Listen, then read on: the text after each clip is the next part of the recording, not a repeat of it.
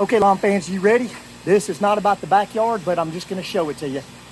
Zoysia, coming up on week 3.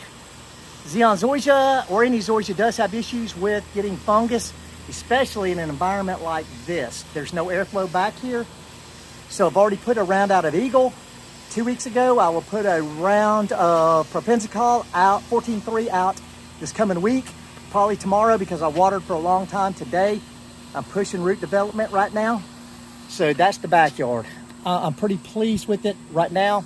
It will get a leveling job this spring to get all the joints filled in, but it's too late in the season right now to mess with that. The point of this video is the front yard, but before I get there, I want to tell you guys, I want you to go and follow Bermuda Boss on Instagram. This guy's knockout. Bermuda here in Georgia, hands above them all. He has got an awesome yard. He posts mainly on Instagram, but I want you to go follow him. All right, the front yard here. If it's showing up green in this video, I want to back up and I want to talk about it does not look how it appears on this video. Now, I'm not gonna lie, from the spring until I went on vacation at the end of June, this yard was badass. It looked good. It was golf course quality grass. However, I went on vacation, had a guy come and cut it. He cut it with a rotary Time Master mower. Couldn't get it down as low as I would have wished. I lost the height of cut. I tried to maintain it with my real mower at the height of cut, and that's where I went wrong with the whole thing. I should have come home. I should have scalped the yard.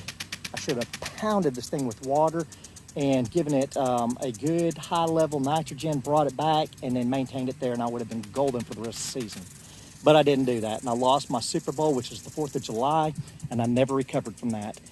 Talked to my buddy over there across the road here, which he was probably number 2 in the neighborhood for 3/4 of the season, but he started running into the same issues as me. And let's talk about what those issues were. We were talking today, and he said, man, I noticed that your mower's like scalping on one side. And I saw that in my head. And do you know what my solution to that was? I just picked up on the mower while I was mowing it on the right side, trying to catch that leverage, thinking that it was because my front yard goes at kind of a slope going down. That was wrong. I had a new bed knife put on, and I took it and had it ground, and the guy told me it was cut and paper, and I just assumed everything was gold and it was great, but that was not the issue. My reel was caught to the side, and I should have known that, and it needed adjusting going this way. And so I've been scalping my yard every cut since I put that new bed knife on. And my yard was ugly. I mean ugly, y'all. It had a brown haze every time that I cut it. It didn't immediately, but the next day you could look at it and be like, man, your yard is ugly. So what did I do? I adjusted that reel today. I did something that you should never do at this time of year because the heat of the summer, we're in dog days. I pounded this thing with a winterizer, summerizer mix of fertilizer. The summer mix is Summer Guard, so that actually will help with some water retention in the yard.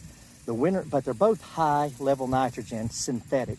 What does that mean? Well, you can put out a slow release organic fertilizer, which releases slowly with the heat, and it spaces that out over days and weeks. Or you can put out a synthetic high percentage of nitrogen, and there'll be some slow and fast release in that. The fast release is the one that you have to worry about because it could burn your yard up.